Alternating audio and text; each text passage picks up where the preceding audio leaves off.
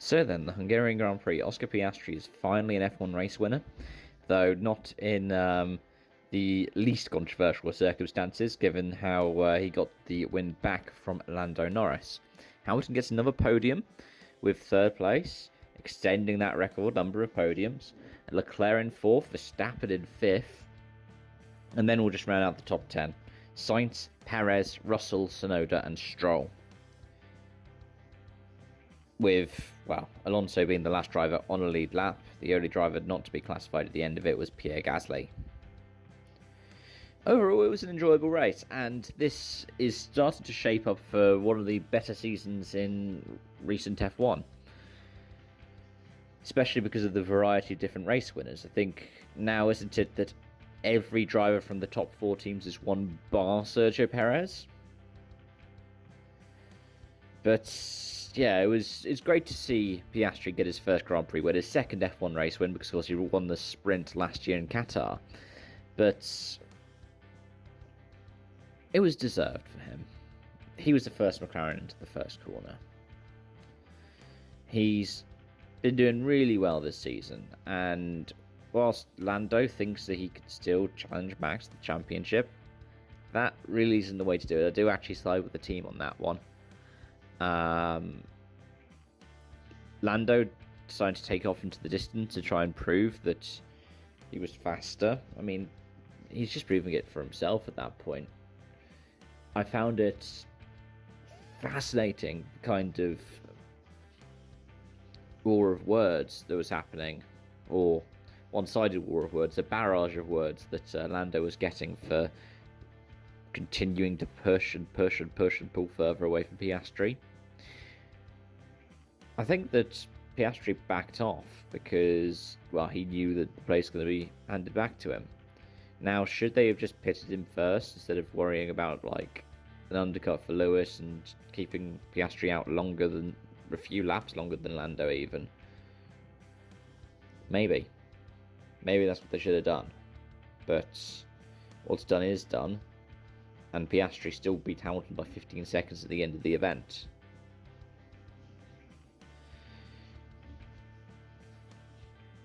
I found it fascinating though, because Lando is reminding me more and more of Max Verstappen at this point. It kind of explains why the two of them came to blows in Austria. Because I completely missed the time in the cool-down room. He was getting complimented by Lewis about how fast the car was, and he was like, "Oh, you were fast 7 years ago." So, like, I was just complimenting your car. You guys, we didn't have an answer to you. And I think that's the thing, is McLaren, I would argue, probably have the all-rounder car at the moment. But the drivers aren't on the same level as you'd see with some of the other teams. To the point that I think Verstappen would have quite clearly won if he was driving a McLaren today. Or maybe even Lewis. Potentially even George. And that's the thing. Lando feels like he's been waiting long enough to have a go to championship. A bit like Max in 2021, right? But the difference is that Max had recognised that he still had a lot to learn. And still did over 2021 and still is now. But Lando, I don't think has hit that point yet. That said, I don't think Max has fully cleared that point with the incident with Lewis, which he blamed Lewis for.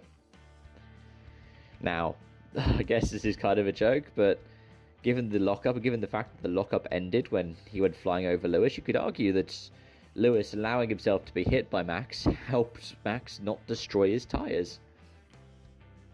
I don't know. I think we just saw a level of aggression from him, and a level of anger over his radio that we don't really see. And I know F1 does it for the drama perspectives, but you don't really see the outbursts like that, the expletives and everything like that, even from Max Verstappen. So he showed that he's under a lot of pressure right now, more than he has been for the past 2 seasons.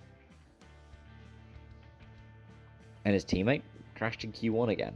Granted, he got the most of Russell in the race, but all that does is prove that potentially the Red Bull was better than the Mercedes on tyre wear, because they were. I mean, that's why Lewis struggled over the course of the second stint.